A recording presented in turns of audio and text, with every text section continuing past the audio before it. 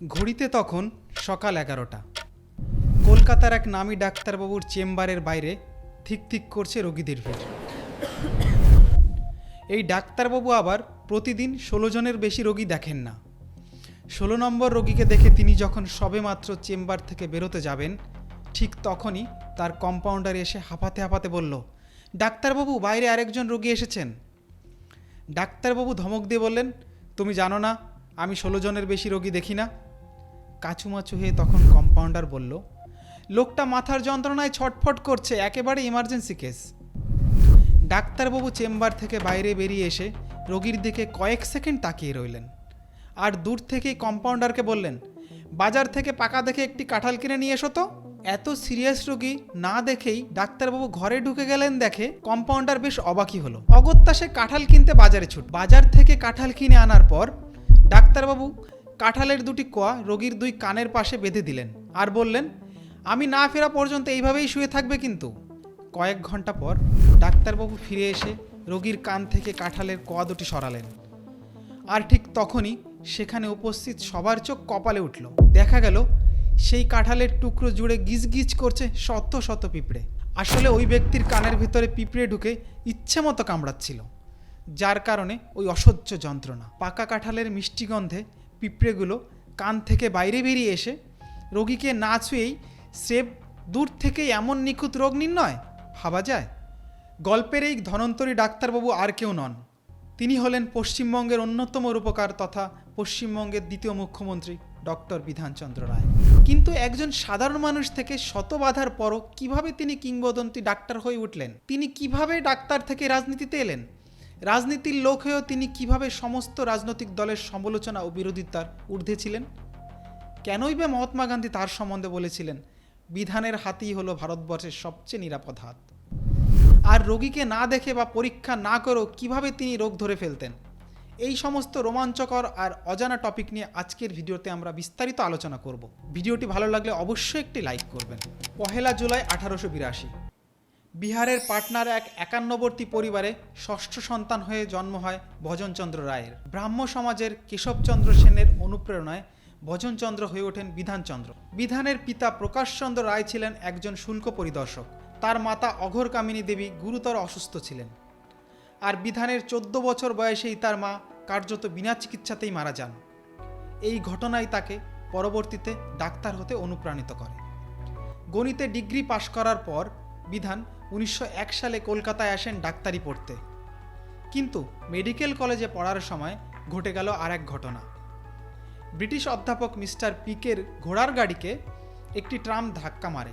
অধ্যাপক পিকে বিধানবাবুকে আদালতে মিথ্যা সাক্ষ্য দিতে বলেন, কিন্তু সত্যের প্রতি অবিচল থেকে বিধান জানিয়ে দেন যে তিনি মিথ্যা বলতে পারবেন না। এই রাগে ব্রিটিশ অধ্যাপক তাকে ফাইনাল পরীক্ষায়, মৌখিক পরীক্ষায় ইচ্ছাকৃতভাবে ফেল করিয়ে দেন। বিনা অপরাধে স্বপ্ন ভাঙে বিধানের। কিন্তু বিধানচন্দ্র দমে যাওয়ার পাত্র ছিলেন না। তিনি মেডিকেল কলেজ থেকেই LMS এবং পরে MD ডিগ্রি অর্জন করেন। এরপর শুরু হয় তার আসল জেদ। যে ইংরেজরা তাকে ফেল করিয়েছিল তাদের ডেরা লন্ডনে গিয়েই উচ্চশিক্ষা নেওয়ার সিদ্ধান্ত নেন তিনি।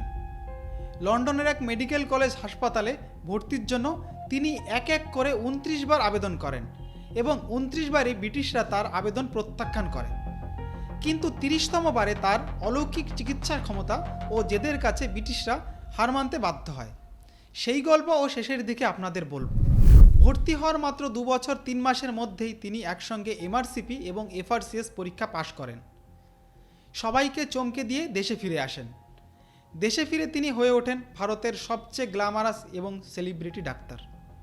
মহাত্মা গান্ধী, জওহরলাল নেহেরু, রবীন্দ্রনাথ ঠাকুর থেকে শুরু করে দেশের তাবড় তাবড় ব্যক্তিত্বরা ছিলেন তার রোগী।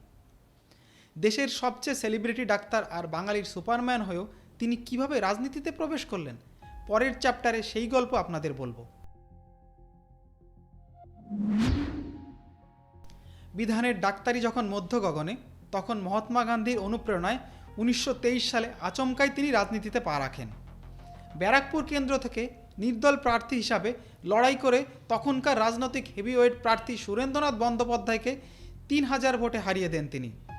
এরপর কলকাতা পুরসভার মেয়র, কলকাতা বিশ্ববিদ্যালয়ের উপাচার্য এবং অবশেষে 1948 সালের 23শে জানুয়ারি মহাত্মা গান্ধীর অনুরোধে দাঙ্গা বিধ্বস্ত ও উদ্বাস্তু সমস্যায় জর্জরিত পশ্চিমবঙ্গের হাল ধরেন মুখ্যমন্ত্রী হিসাবে।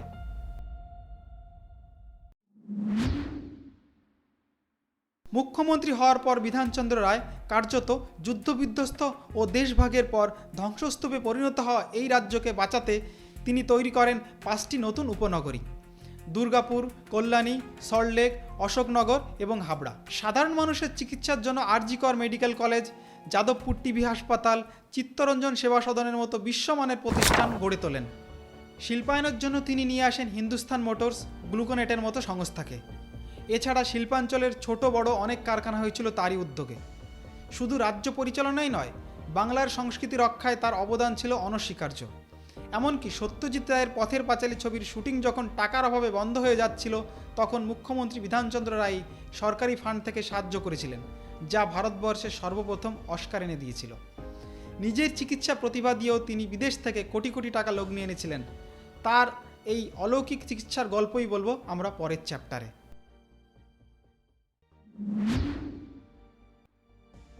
কলকাতা থেকে ডাক্তারি ডিগ্রি পাশ করার পর তিনি বিলেত পাড়ি দেন, কিন্তু সেখানে ভর্তি হওয়া তার কাছে সহজ ছিল না। 29 বার ব্যর্থ হওয়ার পর একদিন হাসপাতালে একজন রোগীকে দেখিয়ে হাসপাতালের সুপার বিধানকে জিজ্ঞাসা করলেন, তুমি কি বলতে পারো ওর কি হয়েছে? বিধান তাকে দেখেই বললেন, রোগীটির চিকেন পক্স হয়েছে। যদিও তার গায়ে কোনো র্যাশ বা পক্সের কোনো লক্ষণও ছিল, কিন্তু পরদিন তার গা থেকেই সত্যি পক্সের গুটি বেরোতে থাকে। তখন সুপার বিধানকে ডেকে জিজ্ঞেস করলেন, তুমি কিভাবে বুঝলে? বিধানচন্দ্র বলেন, ওর শরীরের গন্ধ থেকেই বুঝতে পেরেছেন। আর এরপরই তার সেই মেডিকেল কলেজ হাসপাতালে পড়ার সুযোগ পেয়ে যান। এরপর একবার বিধানচন্দ্র রায় চোখের অপারেশনের জন্য বিদেশে পাড়ি দেন। অপারেশন থিয়েটারে এক ডাক্তারের কাশির আওয়াজ শুনে তিনি এক্স রে করার পরামর্শ দেন, আর এক্স রে রিপোর্টে সত্যিই তার টিবি ধরা পড়ে। দেশে ফিরে মুখ্যমন্ত্রী হওয়ার পর একদিন অফিস শেষ করে মহাকারণ থেকে সিঁড়ি দিয়ে নামার সময় তিনি 3 তলার উপর থেকে একটি কাশির শব্দ শোনেন। স্রেফ কাশির শব্দ শুনেই তিনি তার সহকারী সুশান্ত বাবুকে বলেন, ওপরের এই সাপার কমিকে এক্ষুনি গাড়ি করে যাদবপুর টিবি হাসপাতালে ভর্তি করো, ওর গ্যালোপিং টিবি হয়েছে, ঠিকমতো চিকিৎসা না করালে ও বাঁচবে না। পরদিন সকালে ডাক্তাররা পরীক্ষা করে দেখেন বিধানবাবুর অনুমান 100% ঠিক ছিল। বিধানচন্দ্রের চেম্বারে তার বসার জায়গা দরজা থেকে কিছুটা দূরে ছিল।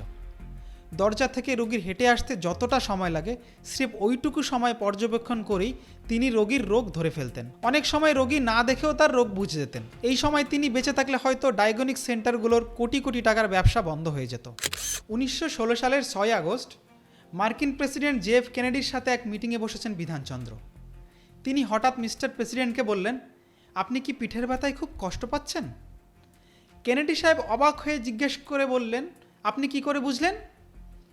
ডাক্তারবাবু তাকে প্রেসক্রিপশনে কিছু ওষুধ লিখে দিয়ে বললেন, আমি পেশায় ডাক্তার, নেশায় রাজনৈতিক। এরপর বিধানবাবু জিজ্ঞেস করলেন, আমাকে ফিস দেবেন না? একটু অপ্রস্তুত হয়ে কেনেডি সাহেব বললেন, হ্যাঁ হ্যাঁ, আপনার ফিস কত বলুন। সঙ্গে সঙ্গে বিধানবাবু কলকাতা উন্নয়নের মাস্টার প্ল্যান বের করলেন আর বললেন, কাজের জন্য তার 300 কোটি টাকা প্রয়োজন। ডাক্তারবাবু প্রস্তাবে সাই দিলেন প্রেসিডেন্ট। এরকম আরও শত শত গল্প আছে যেগুলো অনেকের বিশ্বাস করতেই কষ্ট। পশ্চিমবঙ্গের প্রাক্তন মুখ্যমন্ত্রী বিশিষ্ট চিকিৎসক ডক্টর বিধানচন্দ্র রায় তার অসামান্য অবদানের জন্য একাধিক সর্বোচ্চ সম্মান লাভ করেছেন। 1961 সালে এই মহান কর্মযোগীকে ভারতের সর্বোচ্চ নাগরিক সম্মান ভারতরত্ন দেওয়া হয়।